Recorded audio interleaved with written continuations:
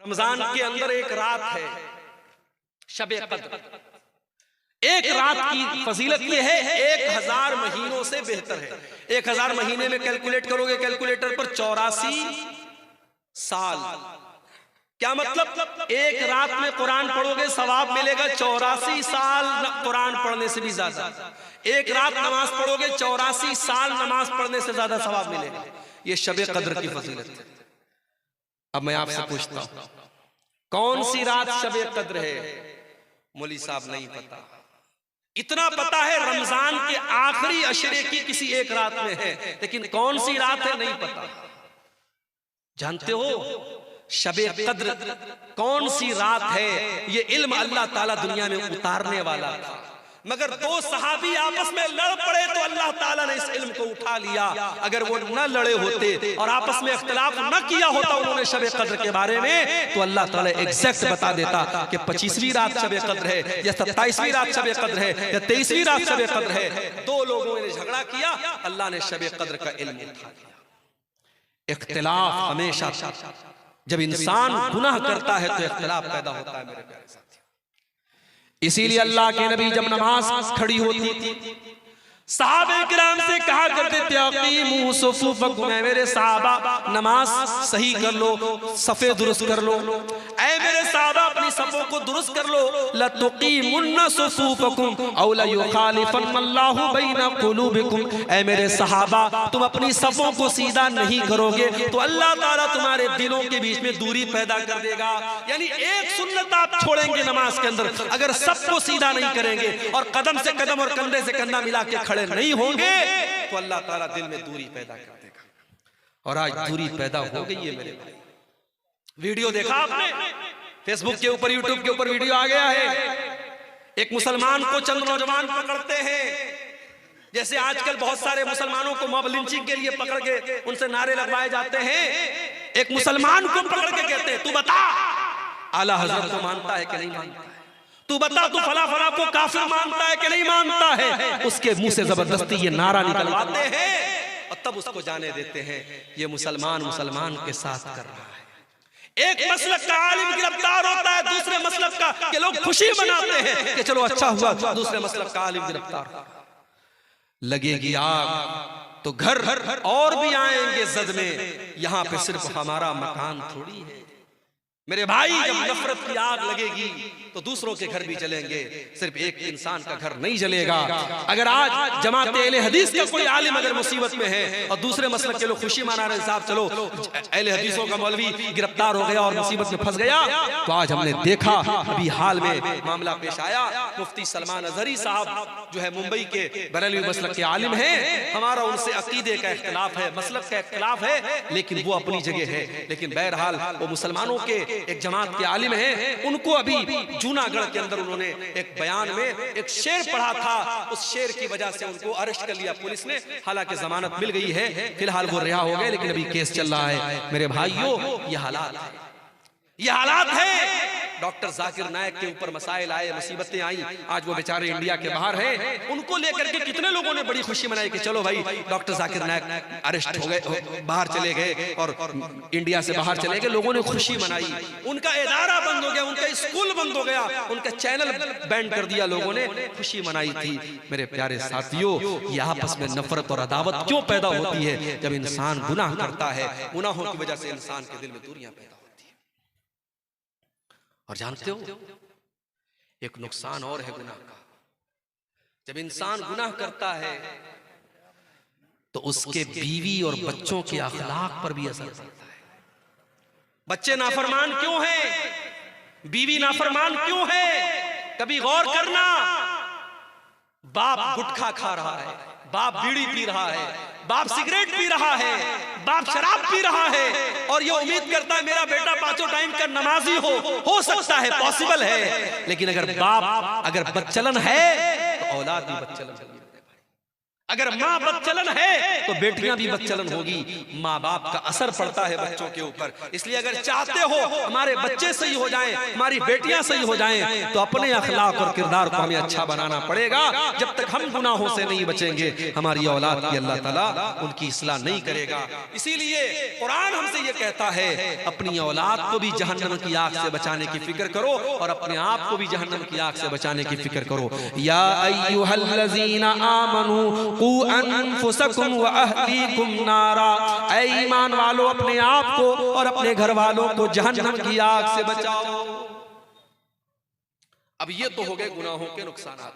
अब तकरीर का आखिरी पॉइंट कि वो क्या तरीका है जिससे हम गुनाहों से बच जाएं। क्या ऐसा करें हम कि हम गुनाहों से बच जाएं। कुरान हमें तरीका बताता है। अक़िमिस सलाता तरफ़यन नहारी व ज़ुलफ़म मिनल लैल, नमाज कायम करो दिन के दोनों किनारे पर। फजर की नमाज भी कायम करो और मगरिब की नमाज भी कायम करो। दिन के दोनों किनारों पर नमाज कायम करो। व ज़ुलफ़म मिनल लैल, और रात के कुछ हिस्से में भी नमाज कायम करो, यानी इशा की नमाज भी पढ़ो। या 3 नमाजों का जिक्र हुआ, हालांकि नमाज 5 टाइम की है। अल्लाह कह रहा है दिन के दोनों हिस्से में नमाज कायम करो और रात के हिस्से में नमाज कायम करो। इन्नल हसनात युज़हिबन सय्यिआत, क्योंकि नेकी करने से गुनाह मिट जाते हैं। जब आप नमाज की पाबंदी करेंगे, ऑटोमेटिक बहुत सारे गुनाहों से बचेंगे। हमारे बहुत सारे नौजवान हैं, मैं जानता हूं, इंटरनेट का दौर है, मोबाइल पर गंदी चीजें देख रहे हैं, गंदी आदतों में पड़े हुए हैं। कभी कभी मेरे पास व्हाट्सएप पर ऐसे नौजवानों का मैसेज भी आता है, शेख साहब एक गंदी आदत में पड़ा हुआ हूँ, दुआ कर दीजिए मेरे लिए, अल्लाह मुझे इस्लाह, मुझे कोई तरीका बता दीजिए। तरीका मैं कुरान का आपको बताता हूँ, कुरान का तरीका आपको बताता हूँ। अक़िमिस सलाता इन्नस सलाता तन्हा अनिल फ़हशाई वल मुनकर, नमाज कायम करो, बेशक नमाज आपको बेहयाई से और बुराई से रोकेगी। बेहयाई और बुराई से नमाज रोकेगी मेरे भाई। जब आप नमाज की पाबंदी करेंगे, ऑटोमेटिक बहुत सारी गंदगी से, आप शराब पीने वाला अगर शराब भी पी रहा है और नमाज भी पढ़ रहा है, दोनों एक साथ नहीं चल सकते। जब नमाज की पाबंदी करेगा तो शराब के अड्डे पर नहीं जाएगा। जब वो अपने दिल में ये तय कर लेगा मुझे 5 टाइम नमाज पढ़ना है, जब दोस्त लोग कहेंगे चलो शराब के अड्डे पे चलो, कहेगा नहीं यार शराब पी लूंगा तो ऐशा कैसे पढ़ूंगा, फजर कैसे पढ़ूंगा, शराब की आदत छूट जाएगी।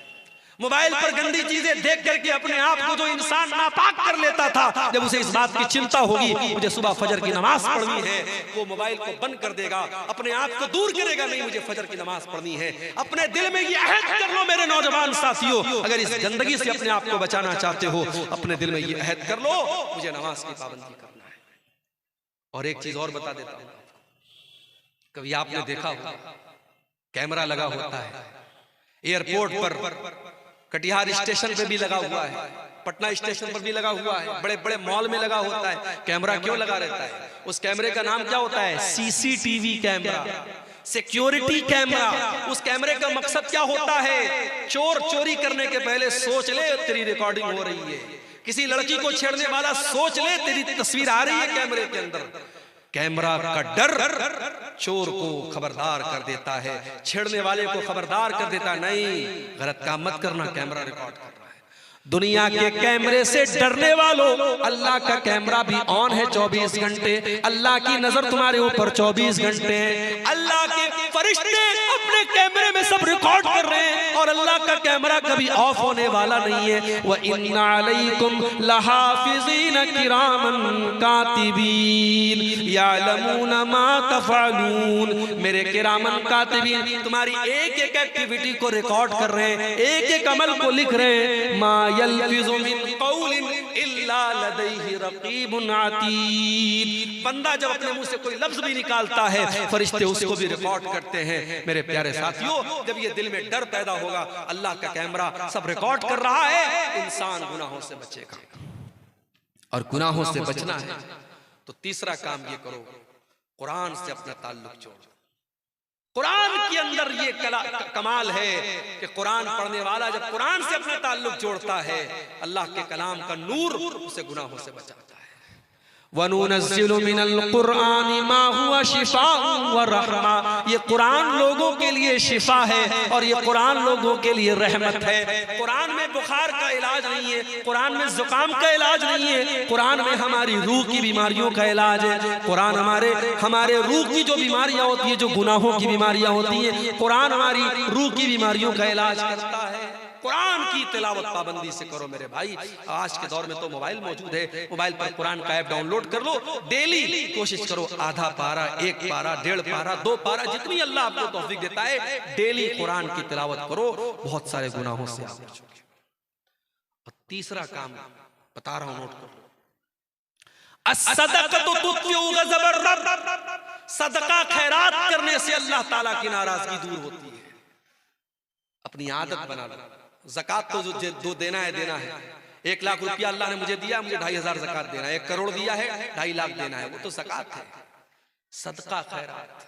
नौकरी करने वाला एक अपने ऊपर पाबंदी कर ले। 50,000 रुपया नौकरी में तनख्वाह मिल रही है, 50,000 बहुत होता है, हर महीने 500 रुपया में सदका करूंगा।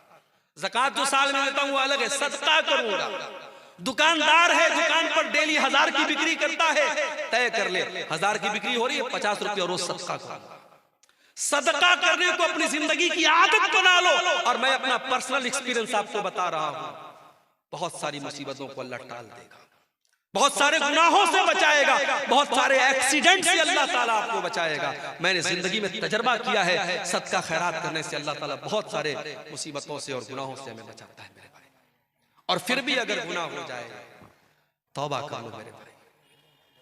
वमन लम यतुब फउलाइका हुमुज़ ज़ालिमून। जो तौबा नहीं करेगा वो बहुत बड़ा जालिम है, तौबा करने वाला जालिम नहीं है। तो लोग एक कहावत है कि सुबह का भूला शाम को लौट आए तो उसे भूला नहीं कहते। अगर कोई सुधर जाए तो लोग कहते हैं यार सुधर गया, मगर जो सुधर जाए, जो सच्ची तौबा कर ले, अल्लाह का कानून निराला है, अल्लाह की रहमत निराली है। जो सच्चे दिल से तौबा कर ले उसका अंजाम क्या होगा?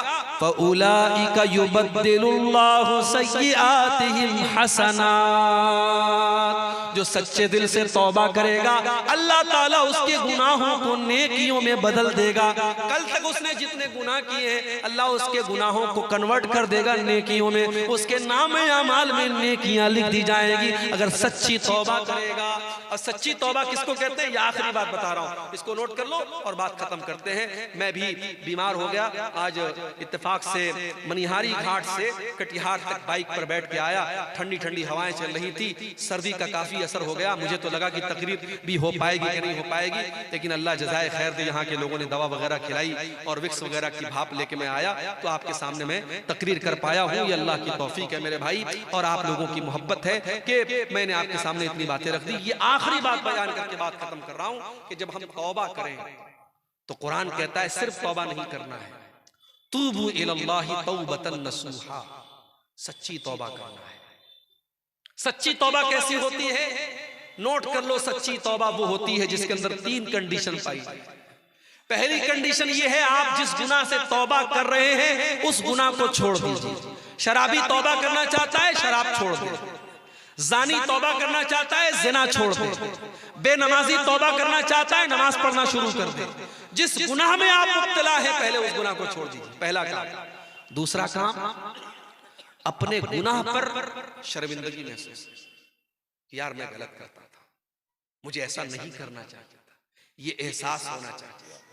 अगर ये एहसास है कि मैंने गलत किया तो ये तौबा की पहली सीढ़ी है। और अगर गुनाह पर ये एहसास भी नहीं है, आप गलत कर रहे हैं, किसी लड़की के साथ गलत आपने काम किया और आप अपने दोस्तों में फख्र के साथ बयान कर रहे हैं, तो ये ढिठाई है, ये चोरी और सीना जोरी है। और याद रखो, जो अपने गुनाहों पर इतराता है, गुनाहों पर ढिठाई करता है, अल्लाह ताला क्या उसकी मग़फ़िरत का चांस बहुत कम है। अल्लाह के नबी फरमाते हैं मेरी उम्मत में सबकी माफी हो सकती है मगर उसकी माफी नहीं होगी जो खुल्लम खुल्ला गुनाह करेगा। तो पहला काम गुनाह को छोड़ दे, दूसरा काम गुनाह पर शर्मिंदा हो, और तीसरा काम क्या करना है, आइंदा फ्यूचर में, भविष्य में उस गुनाह को ना करने का पक्का इरादा कर। पक्का इरादा, ये नहीं कि शाम को तौबा कर ली सुबह को फिर वही काम करने लगा। पक्का इरादा कर ले मुझे ये काम नहीं करना है। ये तीन चीजें अगर हैं तो सच्ची तौबा है। और चौथी चीज और शामिल कर लो, अगर आपने किसी का हक मारा है, किसी का पैसा ले लिया है, किसी को गाली दे दी है, किसी की गिबत की है, तो उससे जाके माफी मांग लो और उसका जो हक लिया है वो हक दे दो, तब आपकी तौबा अल्लाह क्या कबूल होगी। आखिर में ये गुजारिश करूंगा मेरे भाइयों, आप जानते हैं ये हमारा जो जलसा है ये मदरसा तहफीजुल कुरान मदरसा इस्लामिया सेमापुर की तरफ से ये प्रोग्राम हुआ है। और आप ये भी जानते हैं इतना बड़ा पंडाल और ये तमाम उलमा को बुलाया गया है।